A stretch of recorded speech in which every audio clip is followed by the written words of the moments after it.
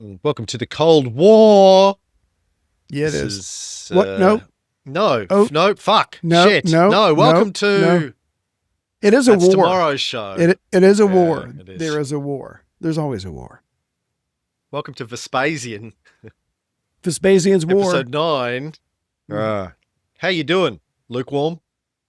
Uh, that's actually Dr. Lukewarm. I'm doing good. I'm like you. I'm mixing up legions. I'm mixing up shows. I don't know if it's an old age or just a lack of edibles. What do you think, Doctor?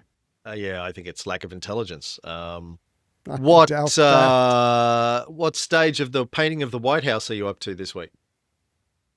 I am so close. So close. But then, as you may or may not know, the East Coast got hit with I think it's called an Arctic blast. I don't know. It got cold as shit. I do know that. My lily white delicate features have been inside for the last 48 hours, but I'm close. I'm close. It looks like a zebra now. The house looks like a zebra because it's mostly white, but it's not all white. So it's a zebra on a hill. Like you. It's got a little Yeah. bit of native. It's 1/8. What are you? 1/16? 160. I've got a quote for that there somewhere. Oh, don't get me started on the Native Americans. Oh my God. My girls are filling out college applications and I'm like, just mark Native American. Just check it. Just check that box. You'll be fine. You'll be fine. Anyway, Making the American people part of your experiment. how's things in Yeah. Cam World? In the Oh, man. Okay. But yesterday, I gave blood.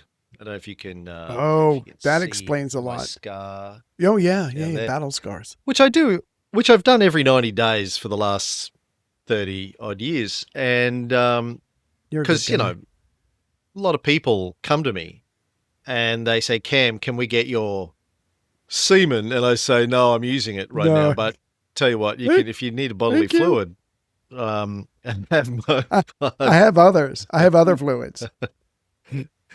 One of the ladies at Kung Fu came up to me the other day. She was like, I've been listening to you and Ray.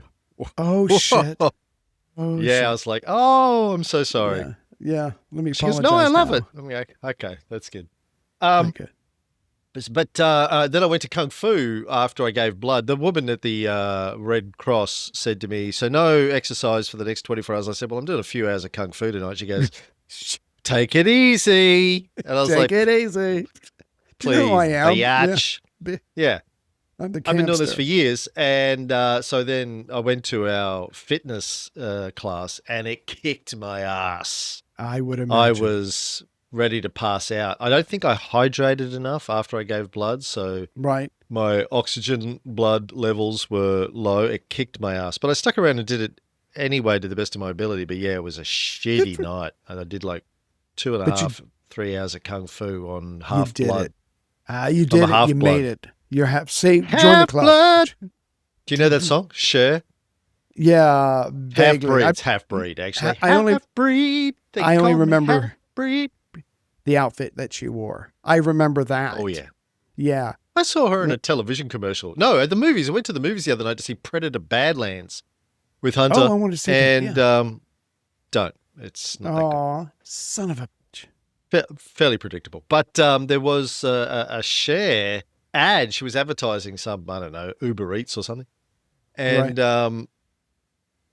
Do people even know who like, she is this AI? Like she looked, Yeah. 40, Yeah. 30 with plastic surgery. Anyway, back to Vespasian. Please. It's been a while since we've talked Vespasian. We had the Storm Boys on, I think, last, talking about Gallienus. Yes. Galley's That was fun. anus. Right. It was fun. Yeah. Thanks to them for having us on. No, Mhm. thanks to us for having them on. Yeah. Thanks for them for coming on. You need more blood. Go ahead. Yeah, obviously. But the last time we talked about Vespasian was Vespasian 8. We came to the end of Tacitus. People might recall. Oh, that's Civilis did a deal with the Romans and disappears from history. So that's the problems on the Rhine dealt with for the moment. But we're back to the Jewish war. So I want to start by talking a little bit about what Jerusalem was like at the time, we've touched briefly on this, but at the time it was a thriving metropolis. Right. Lois Lane was working at the Daily Planet. Jimmy Olsen had his... Jimmy Ben Olsen. You know, I don't know if you read Superman comics in the 70s, but during the golden era or the silver era, the silver age, Right. Jimmy Olsen had a watch that he could use to call Superman. Superman gave him a watch, and you just press a button and it would go beep, beep, beep, beep, beep, beep, beep, and it would call Superman. And only he could hear it. I remember that. Yeah. It was like a dog whistle frequency that only Superman Right. could hear. Right. Didn't give one to Lois. Fuck Lois. But Jimmy got the watch. Jimmy's important. I don't know why he didn't get the mass-produced. I always wondered why he didn't get the mass-produced. Wouldn't have been in China in the 70s, but You get a watch. Yeah, I don't. Get everyone a watch. Why? Right. Or just, just install in the street like a call Superman button, like a 911 Superman. I have a possible answer for that. Okay, bear with me. Lois Lane, too proud by half. If she knew that, Superman was keeping an eye on her, she'd be pissed. But he gives the watch to Jimmy. Jimmy keeps an eye on her. Jimmy pushes the button. He comes and saves Lois because she was doing the whole, I don't know, women are equal, IRA, whatever. So he had to do an end run. He had to do an end run around Lois's pride. Around Lois. Yeah. That stands to reason for me. You got any other? No, don't ask me any other questions. I read a book when I was a teenager, maybe younger. I can't remember what it was. Yeah, thank you.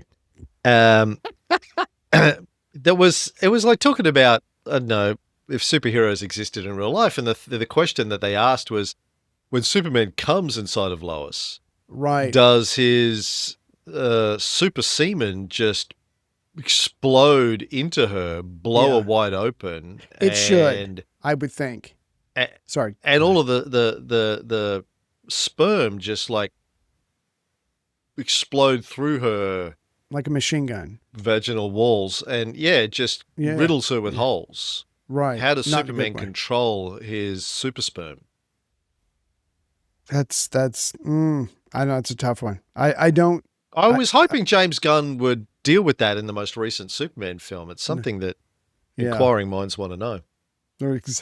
Well, did you see the movie where Will Smith was a superhero and he was with a young lady in a biblical sense, and he had to be careful? So they addressed it. So, or they kind of, you know what I'm saying? So I guess Superman's too good for that. I don't know. I don't know if we should be talking about super-semen. We should probably not. We should probably move back to Judea, Jerusalem, whatever. Jerusalem, a thriving metropolis. It covered about 450 acres, about twice the size of today's old city, and housed tens of thousands of residents. But sometimes the population was much larger than that, but because people would go there for Jewish holy days. Right. It was famous throughout the Roman world. Pliny the Elder called it by far the most famous city of the East. Wow. It wasn't just a 2-bit Jewish thing. It was very famous. And we know, of course, because we've talked about it over the years, Julius Caesar was there, Pompey was there, Augustus, I think, went through there. Going way back, the Romans had been paying attention to this. It was divided into several districts. The lower city, which was densely populated, the upper city, which was where the rich elites lived, including the priestly families, and the Temple Mount, which was the religious and political heart of the city. Have you looked at a map, Ray? I've looked at, yes. Yes, I have. I don't know how good it is. I have a map that just says the Siege of Jerusalem, AD 70. That's what I have. Okay. I've got a map here, which I'll bring up, even though I know it makes editing for you really difficult, but I don't give a fuck. I don't care. I've got to open up settings. Gotta do this. Click all the buttons. God, because I'm click in that. a new browser. Quit and reopen. No. I'm not going to quit and reopen. No, don't. God, shit. God, fuck it. Damn it. Technology makes things easier. Come on, AI overlords. Oh, my God. Oh, look at that. Can you see that? Something's happening. It's a little small, but I can see it. Yep. That's what she said. Yeah. This is Jerusalem in the time of Jesus. Right. Whatever the fuck anyone knows when that was. So you can see through this, you've got the lower part of the city. You've got the Essene quarter. Didn't know there were Essenes living in Jerusalem at the time. You've got these mountains here, the Mount of Offense. Don't get offended by that. The Mount of Olives. Right. I'm hungry. Up there. Yeah. All right, cool. And you've got the Temple Mount here. You've got the Tyropoion Valley. Yeah. You've got the upper city here, Herod's Fortress. Snobs. So that's basically what it looked like. Great walls, great defenses that we've talked about. Mm-hmm. But the key thing for these episodes is there are mountains, there are valleys, and it's easy to defend, hard to attack, which was why it had survived as long as it had. Like in our Renaissance series, we talked about the only way of attacking this city, like Antioch, we talked about, and Jerusalem, we talked about in the Renaissance series as well, which happened 1,000 years later, 1,500 years later. But it was, 1,100, 1,000 years later. Was the best way of attacking it had always been to get people to betray the ruling bodies and open the gates and let you in, etc., etc. Right. So, anyway, Jerusalem, big deal. At its core was the Second Temple, which, of course, was central to Jewish religion. King Herod, who ruled Judea between 37 BCE and 4 BC, had expanded and renovated the temple, turned it into one of the largest temples in the ancient world. It was also the center of political activity in Jerusalem. We know that was where you paid your taxes. There were money exchanges, famous story in the New Testament about Jesus overturning the temples of the money changers. You would come there from wherever in the world you came from with your local currency, but in order to buy sacrificial animals, you had to convert that into Jewish money. And of course, it doesn't explain in the New Testament why Jesus wasn't immediately arrested for overthrowing tables at the money changers part of the temple. That would be pretty big crime. It's basically terrorism. It's domestic terrorism. Basically, the authorities tend to not look well upon people that mess with their financial business. So the fact that he was able to just walk away, that's a miracle. That's another miracle in the Bible. Pretty sure where even in these days in Jerusalem, if you've got tax and money being handled, there was security. There was pretty sure they had security. Yeah. Swords. Yeah. And for Jesus Slings. just to run around and do that, I think, he would not have survived 30 seconds doing that bullshit.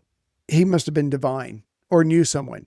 That was divine. Knew someone. I don't know. Yeah, he'd bribed someone. Yeah. He did. They would host large assemblies there. Judicial bodies would meet there. And it was also one of the city's largest marketplaces. There was an obligatory, it's hard to say at this time of the morning, half shekel tax, which was collected annually from Jewish adults to support the temple. And during their 3 pilgrimage festivals, tens of thousands of visitors from all over the country and all over other countries would travel to Jerusalem to participate in temple rituals. Right. Surprises me somewhat that there were that many Jews in the first century. Tens of thousands of them coming from around the world. Well, I get what you're saying that, because they've been so harassed, you wouldn't think there would be that many. I would like to add a second layer to that after we finish with these 2 episodes. I'm surprised there are as many Jews as there are because they've killed so many of their own. We're talking, by the time we finish these 2 episodes, tens of thousands of their own. I mean, it's going to be insane. It's going to be a hell of a ride. But the point is, you've got this giant city. You've got lots of people coming for religious practices. Violence breaks out, and then suddenly you've got a whole bunch of people to slaughter. So it's going to get crazy. And just try to keep up with all the backstabbing. That's not a pun. Just try to keep up with all the backstabbing. 3 big festivals were Passover. Do you know the basis of Passover? Is that when they escaped slavery from Egypt? No. That's me throwing shit. No. Do they celebrate Passover? That? No, I'm just shit. Do they celebrate shit? Escaping the Egyptians. Go ahead. I didn't mean to interrupt your flow. No, it did. It celebrated the Exodus. You're right. When you were fucking with me. Escaped. I was fucking with you. Yeah. All right. Pesach. All right. Pesachs, they call it.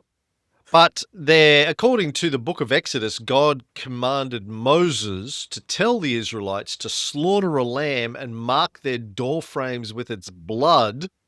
Right. As well as some instructions for consuming the lamb that night. And for that night, God would send the angel of death to bring about the 10th plague, right, in which he would smite all of the firstborn in Egypt. But when the angel saw the blood on the Israelites' door frames, he would pass over their homes, right, so that the plague should not enter.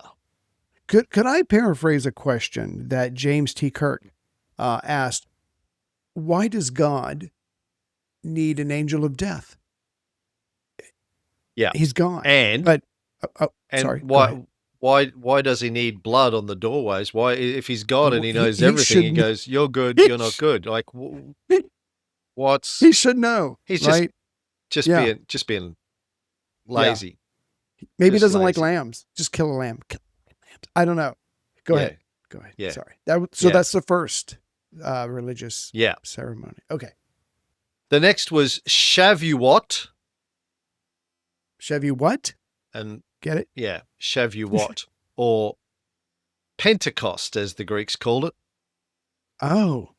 And then they were both in the spring, and in autumn they had Sukkot or tabernacles, when all the Israelites were able to, were expected to make a pilgrimage to the temple, as commanded by the Torah. Now, as we said in an earlier episode, Jerusalem was fortified with 3 walls, except for one section that backed onto a valley. It only had 1 wall, but these valleys were considered unpassable.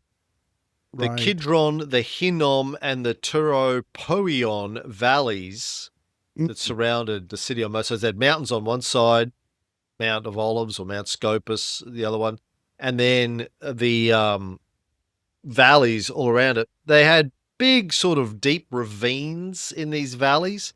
Gotcha. Not unpassable, but the theory was you would see anyone coming. They're coming through that valley. You got plenty of notice to defend yourself on that wall. You're not going to sneak in. These weren't small dips. They were steep gorges. Yeah. Dropped sharply away from the city's ridges, sometimes dozens of meters deep. So you had plenty of opportunity. If someone was attacking on foot, you couldn't easily haul siege engines through the valleys. Exactly. You'd be forced into like this narrow, exposed path at the bottom, perfect for defenders to hit you with arrows and slings and stones and all that kind of stuff. Sure. The point is, I think the point we're trying to make is, if you're on that wall, and you see them coming because of the valley, you've got time to make a sandwich. Don't worry about it. Go have your sandwich, come back. They'll still be trying to figure a way to get up. So, but no, you're right. Sometimes, I mean, because you have gravity on your side. You can't rush up and then add a wall. It doesn't work that way. So again, not a bad defense. And they were essentially cliffs. There we go. Where the valley ended and the city started. Horses, carts, battering rams couldn't get up there. A lot of rock. So, So the city was built on top of 2 hills that were opposite one another, and the valley in the middle. And then you had the Kidron Valley to the east, the Hinnom Valley to the south, as I showed in that map earlier. On top of that, they had fortification walls, long history of those that we've talked about in earlier episodes, several fortified structures inside the city. On the northwestern corner of the Temple Mount, you had the Antonia Fortress, which was a military stronghold, and a palace that overlooked the temple complex. Now, next to the Antonia Fortress was the Valley of the Cheesemongers. Okay. No one on me. How did it get its name? I'm sorry, go ahead. Well, blessed are the Cheesemakers, Ray. Oh, that's right. Obviously, not meant to be taken literally. It refers to any manufacturers of dairy products. Right.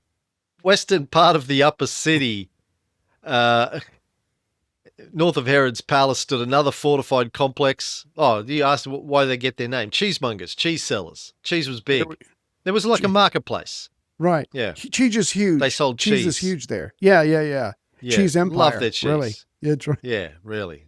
If you've never had Jewish cheese, you haven't lived. It was its own industry. It really was. Western part of the upper city, north of Herod's palace, was another fortified complex, which is now the site of the Tower of David. It was enclosed by walls and protected by 3 towers. So, very, very fortified, but there's one flaw in the plan. Ooh. What's the flaw in the plan if you're inside of Jerusalem and it's under siege? I don't know. I'm going to guess limited amount of supplies or limited amount of water. I honestly don't know. Yeah, well, you should have read ahead. You should know. Yes, I limited should have. food supply. They were relying on food that would come in from other parts of Judea or Samaria or Galilee, because the local agriculture couldn't sustain the population for very long. Yeah, I mean, you could have food reserves. They did have food reserves in the city. Water depended on large pools that collected rainwater runoff. But, there was an aqueduct system that brought in water from around about Bethlehem. But like all of these ancient cities, you can only hold out for some time. Now, we saw this in our Renaissance series when they're trying to take Jerusalem. Yes, if you're an attacking army, you can circumvallate the city and stop them from being able to get supplies in, but you need to survive as well. Right. And it is a harsh landscape. Yeah. Someone better be bringing you supplies while you're waiting to outlast them. Sounds like a long time. Yeah. So it's a question of who can hold out the longest. If you're laying siege to this place and you're trying to attack them by starving them out, you're stuck there as well. But exactly. In theory, you can have guys going and getting supplies just as long as, they don't get attacked themselves by raiding parties that are on the lookout for your guys. You have a limited number of men that you've been able to get there. If you peel off too few men to go get supplies, then the guys inside the city can come out and attack you because your numbers are lower. Yeah. It's a tricky algorithm to get right. Yeah. And if you don't send, like you said, if you don't send enough, they may themselves be attacked, the people who are going out to get you food. So yeah, it's a slippery slope. Now, what's important, I would think, that when you are being laid siege to, cooperation, trust, a sense of brotherhood. I think if you've got that going on the inside, you're probably going to be fine. Hopefully the Jews remember that very important lesson. We'll see. We'll see. Yeah, we'll see. According to Josephus, inside of Jerusalem, men and women of all ages were taking up arms. Mm-hmm. And he claims there were 1.1 million casualties in the siege. 1.1 million casualties or 1.1 million people? Casualties. Damn. Now, yeah. It always amazes me when you read those sorts of numbers in ancient sources. Like, really? Yeah. Who's counting? Yeah. Who's doing the counting? Thank you. Yeah. Yeah. I think he stood on the highest wall, did his thumb like this, like an artist, and went, I'm looking at 1.1 million. What easily 1.1 million. 1, 2, 3, 4, 5, 1.1 million. Yeah. Give or take.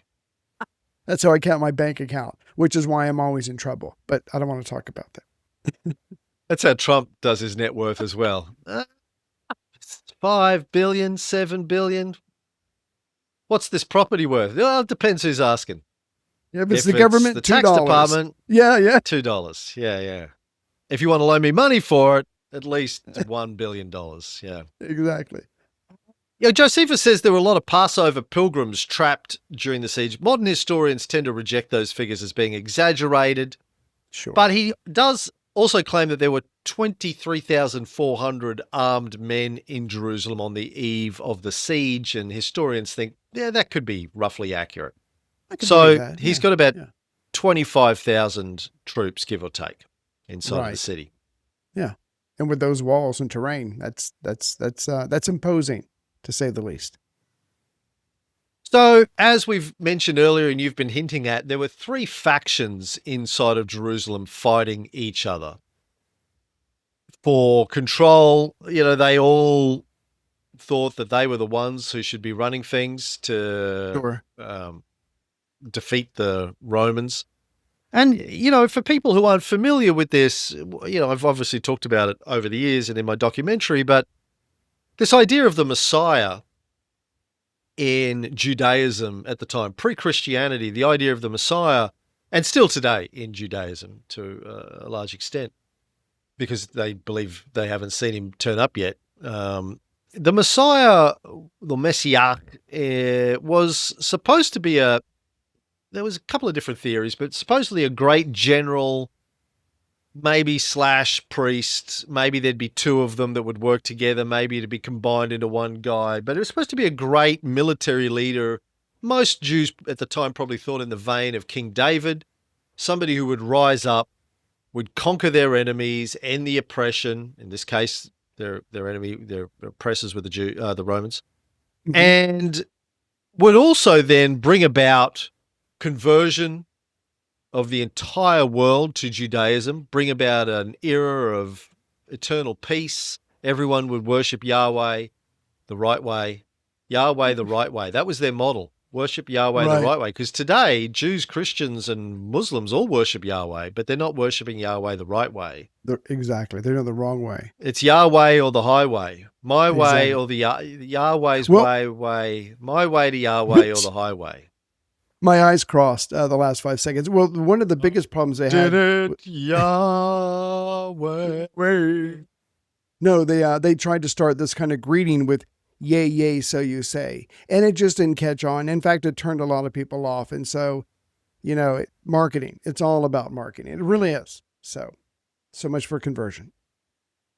Josephus points out that they had all 3 of these groups assaulted the city of Jerusalem as if they had on purpose done it to serve the Romans by destroying what the city had laid up against the siege, and by thus cutting off the nerves of their own power. It so came to pass that all the places that were about the temple were burnt down and would become an intermediate desert space, ready for fighting on both sides of it, and that almost all that corn was burnt, which would have been sufficient for a siege of many years.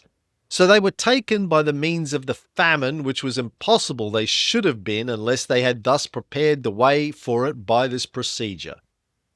As Napoleon said, never interrupt your enemy when he's making a mistake.